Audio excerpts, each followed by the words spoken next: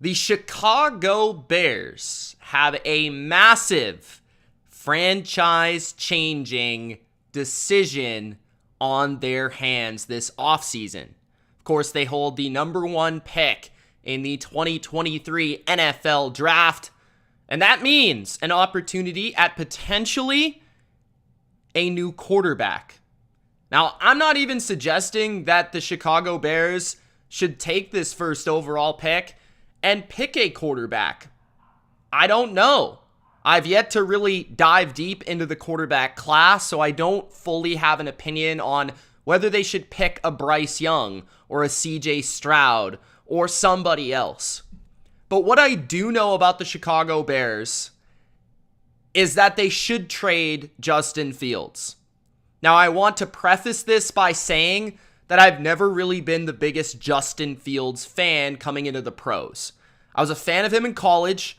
I like how he played last year in terms of entertainment value. He brought fantasy teams of mine success.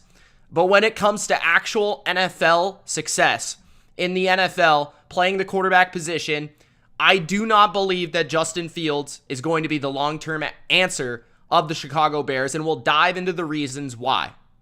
This is the number 1 question that the Chicago Bears must address this offseason.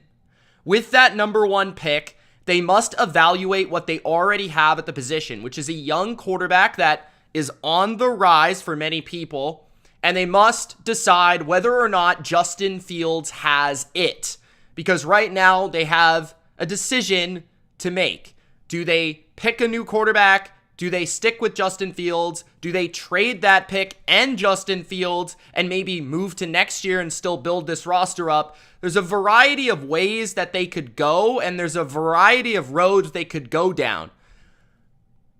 But I believe that that is the first question you have to answer. Are we going with Justin Fields? Are we riding or dying with Justin Fields? Ryan Poles, the GM of the Chicago Bears, makes a lot of money. And this is the biggest decision he potentially will ever make as a general manager of any team. And my question about him, before we get to my questions about Justin Fields, he's a former offensive lineman. And my question is, as a guy that has to evaluate the quarterback position, does he truly know how to evaluate that position? Because he is a former offensive lineman. You would think that might not be his strong suit. And as I've said many times, there are a lot of people that don't know how to evaluate this position, and there's only so many people that actually know how to evaluate it. Could probably put it on one hand in the NFL of guys that truly have a great handle of evaluating the quarterback position. Andy Reid, Sean Payton, Kyle Shanahan, guys like that. There are not a lot, right? So that's why we get so many of these wrong. But let's get to why I would trade Justin Fields. Okay, and that begins with, when evaluating Justin Fields, you can't fall in love with the highlight reel, because that's what Justin Fields is. Justin Fields as a player is a highlight reel package. He is the 60-yard run. He is the 60-yard bomb. But it's what lies in between that and playing the quarterback position, which is what you must evaluate, right? Because Justin Fields is a guy that looks the part, that athletically is awesome. There's no denying it. He has the cool factor to him, the visor, the everything, the wow factor. But you can't fall in love with the athlete. You must evaluate the quarterback. So let's evaluate that quarterback, okay? Let's begin with the raw stats from 2022. And I will be taking into account context along the way. You let me know your opinion in the comment section below. Don't forget to Gronk spike the like button and let me know what you think the Bears should do with Justin Fields. So, as the starting quarterback of the Chicago Bears, Justin Fields went 3-12 in 2022. There is a reason they are picking first in the NFL draft. The roster is not very good. They have a long way to go. And I'm not blaming this fully on Justin Fields, But a franchise quarterback rarely only wins 3 games in a single season. And when it comes to yardage, his totals are very good when it comes to running the football. He is a very good runner. There's no question. He is a great athlete. He can run the football. And when you combine his rushing touchdowns with his passing touchdowns, his touchdown to interception ratio looks a lot better than just the pure passing numbers. His yards per attempt was very low. He did not throw the ball down the field very much. And that is kind of opposed to what we believe he is as a quarterback. We believe he is a deep passer. But that's not really what he was in 2022 and not what he has been in his NFL career. His rating was fairly below average. PFF grade was 23rd, so below average. Turnover-worthy play percentage. This is where it starts to become concerning.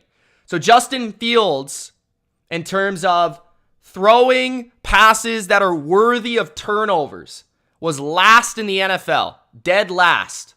So, on a per-play basis, Justin Fields makes bad decisions. Whether that's turning the ball over through fumble or interception. He is not very good at protecting the ball. And his mobility, which you would think, a lot of guys that are mobile, right, are good at protecting the ball because they can escape pressure. Justin Fields is not that way. He actually forces the ball too much.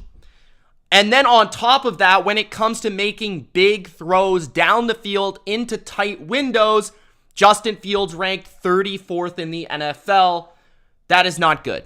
That is far below average. That's one of the worst starting quarterbacks in the NFL. So he turns the ball over at a high percentage, the highest percentage, and he doesn't make a lot of game-changing throws. Okay? We're not counting runs here.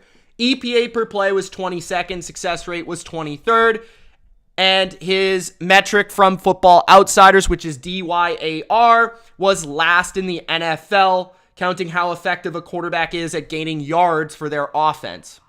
Now this continues, okay? So that's just the raw statistics that I take from PFF, from Football Outsiders, from general statistics.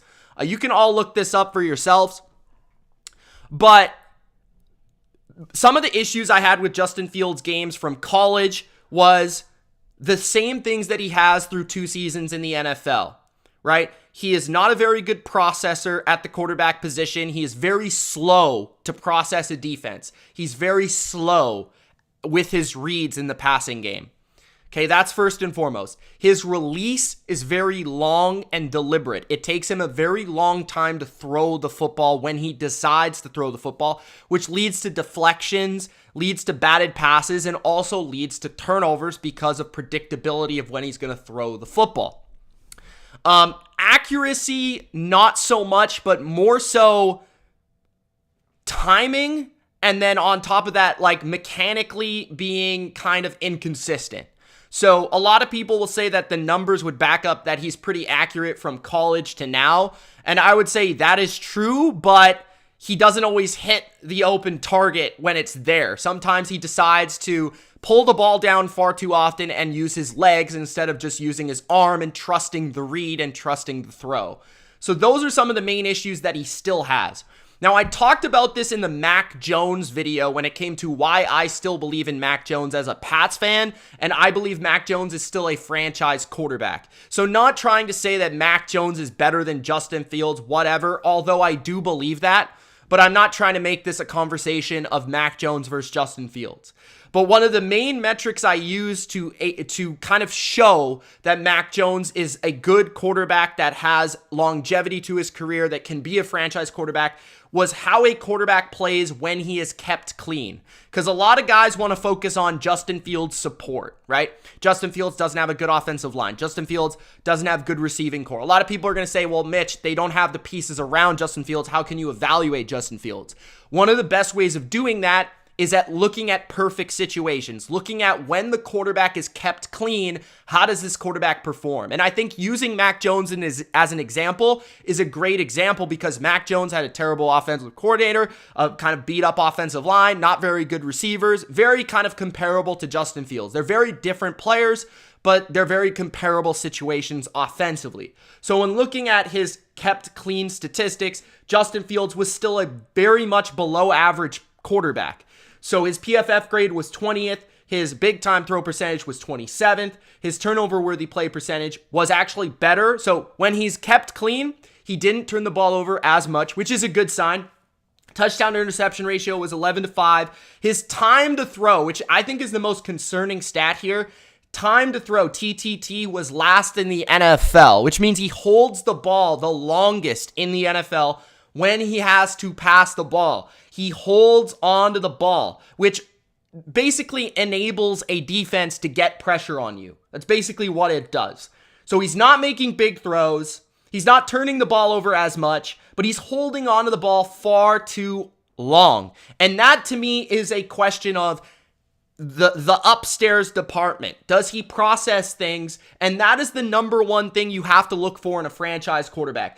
I don't care. Everybody talks about the arm strength, the athleticism. The number one thing to becoming a successful all-time quarterback is being able to process information quickly. That's what made Tom Brady Tom Brady. That's what made Peyton Manning Peyton Manning. That is what makes the all-time quarterback special, is their ability to process information. That is the number one sign of a great quarterback, okay? So that is concerning. Now, you compare this to Mac Jones. This is why I bring up Mac Jones, okay? So Mac Jones, just quickly, you look at his numbers, right? He wasn't a great quarterback statistically. You could compare his numbers to Fields. Probably the raw data would say that Justin Fields was better. But when you look at when both guys were clean, Mac Jones was a much better player. He's actually an elite player, you know, with the turnover worthy percentage, the big time throw percentage, the PFF grade, all this stuff, right? All in the top 10 across the board. Again, going back to Justin Fields, when kept clean, he was a bottom tier quarterback. So these are two guys that struggled last year, but you can clearly see where one maybe has the advantage over the other. Now, that's not even the most concerning part for me when it comes to Justin Fields. The number one most concerning part about Justin Fields is all of the areas where I would consider the difference between a good quarterback and a great quarterback. So Justin Fields right now plays the quarterback position as an athlete. He doesn't play the quarterback position as a quarterback. In fact, I would argue that in 2022, Justin Fields was the worst quarterback in the NFL. Now, these stats would prove that. So looking at these stats, so what are these stats? These stats are what I deem to be, this isn't any specific website, metric, whatever. This is what I deem to be quarterback stats. So things that you can judge the quarterback intelligence, the quarterback awareness, the quarterback decision making.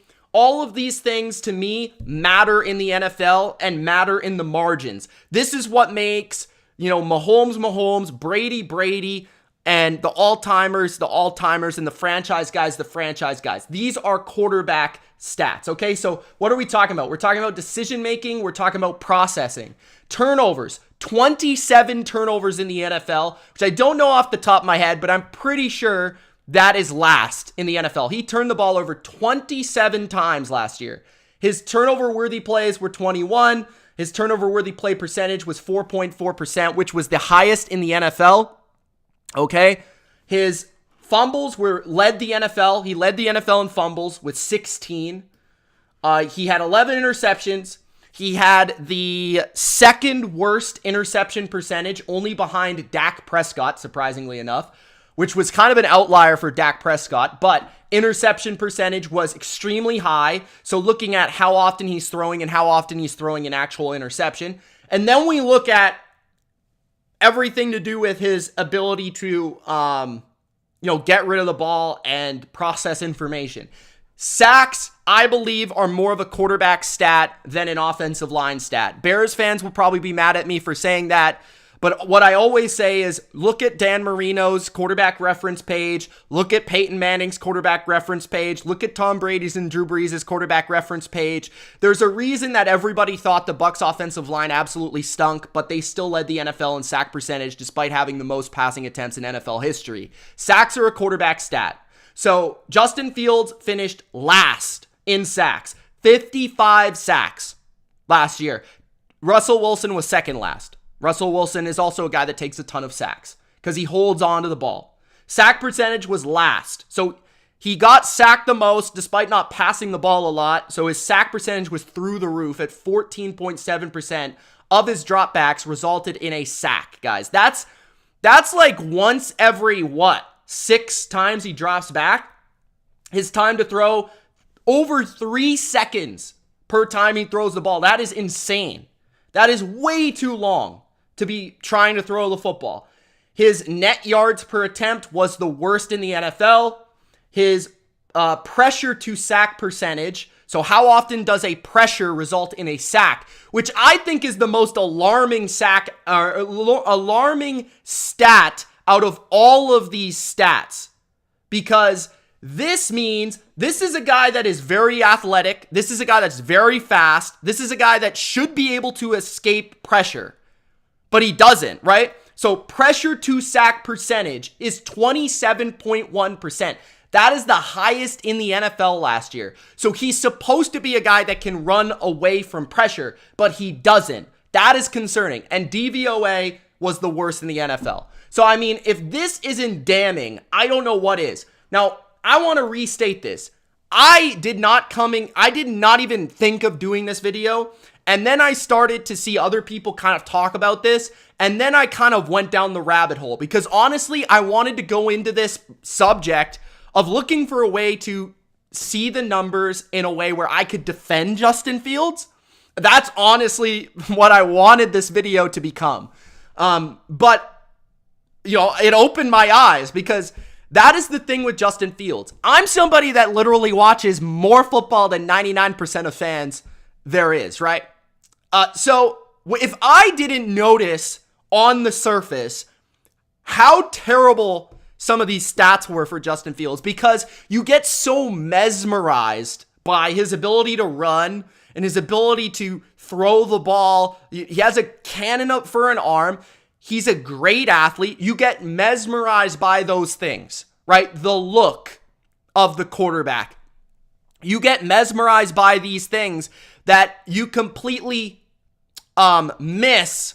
Well, you know, how fast is he processing this defense? Is he getting rid of the football? Is he avoiding sacks when he can avoid a sack? Is he moving the chains, right?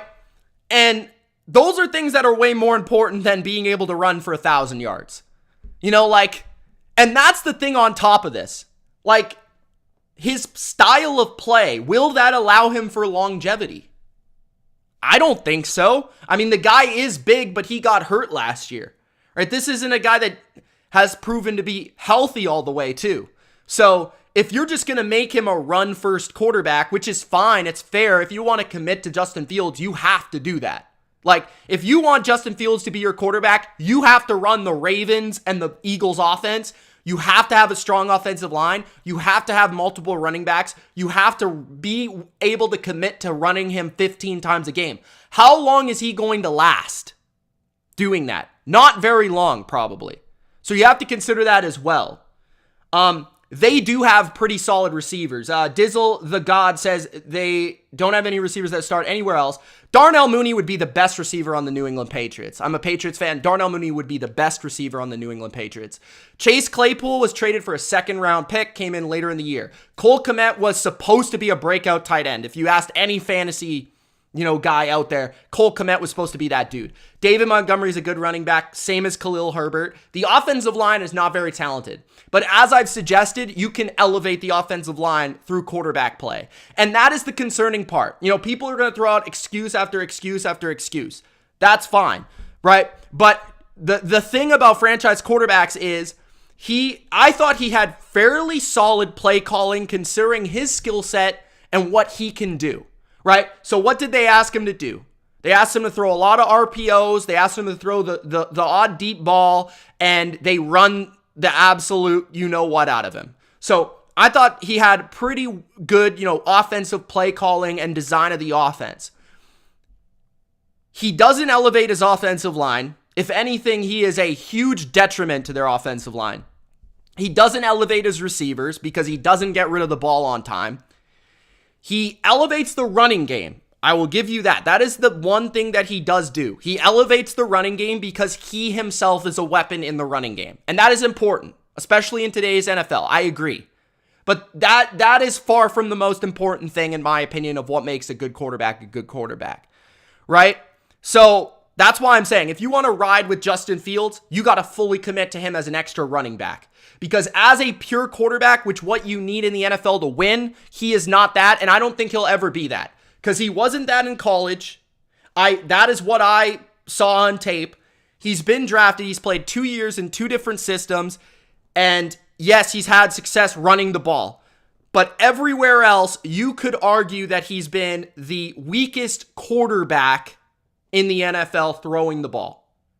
There is a lot of metrics I just went through. 3 different slides to showcase that.